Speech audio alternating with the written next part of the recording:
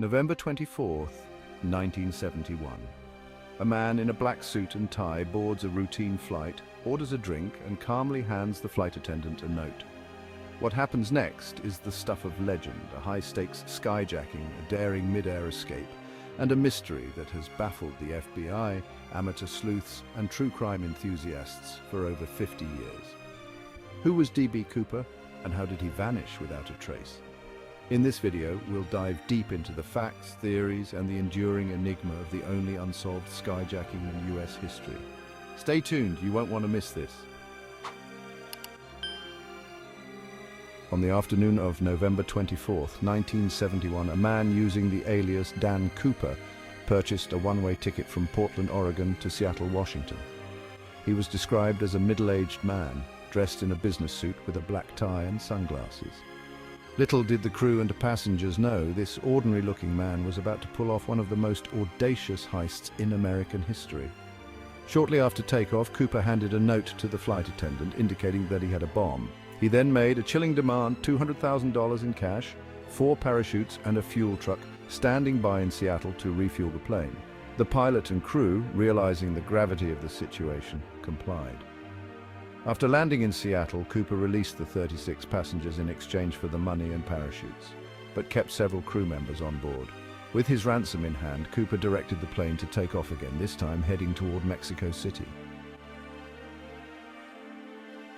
Somewhere between Seattle and Reno, at an altitude of 10,000 feet, Cooper did the unthinkable. He lowered the rear stairs of the Boeing 727 and jumped into the cold, dark night, never to be seen again. The exact location of his jump remains a mystery, as does what happened next. Despite an extensive search, no trace of Cooper, his parachutes, or the ransom money was found, at least not initially. Newspaper headlines from the 1970s detailed the search efforts and the mysterious disappearance of D.B. Cooper.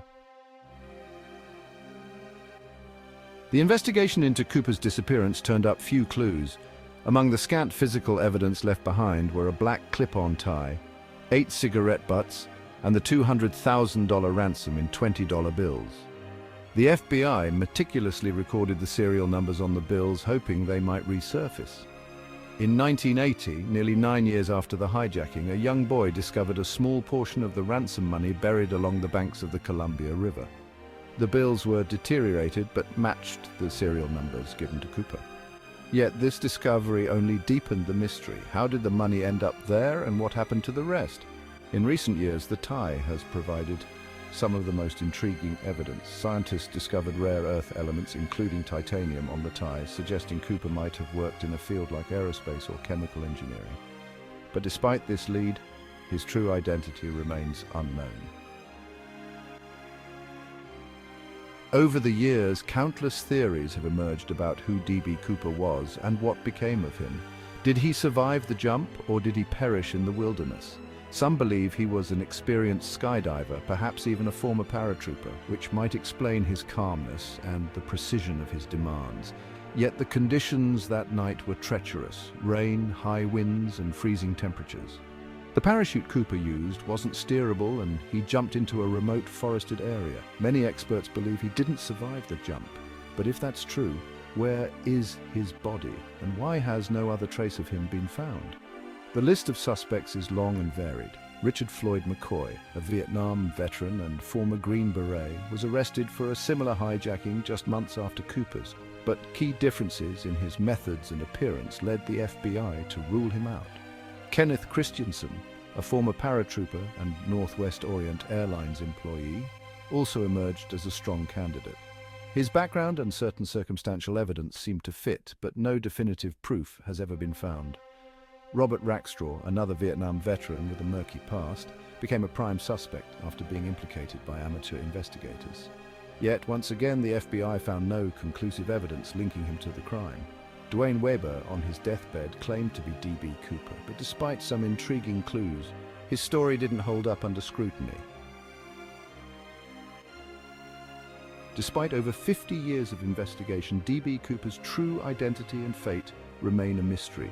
The FBI officially closed the case in 2016, yet the legend of Cooper endures. From podcasts to documentaries, his story continues to captivate and confound. Was he a criminal mastermind who pulled off the perfect crime, or a desperate man who took a fatal risk? The truth, it seems, may never be known. The case of D.B. Cooper remains one of the greatest unsolved mysteries in American history. His story is a testament to the enduring power of the unknown, the thrill of the chase, and the allure of a mystery that may never be fully solved. What do you think? Did D.B. Cooper survive that daring jump, or is he still out there hiding in plain sight? Let us know your theories in the comments below. And if you enjoyed this deep dive into one of the world's most intriguing unsolved crimes, don't forget to like, share, and subscribe. We've got more fascinating mysteries lined up, and you won't want to miss them.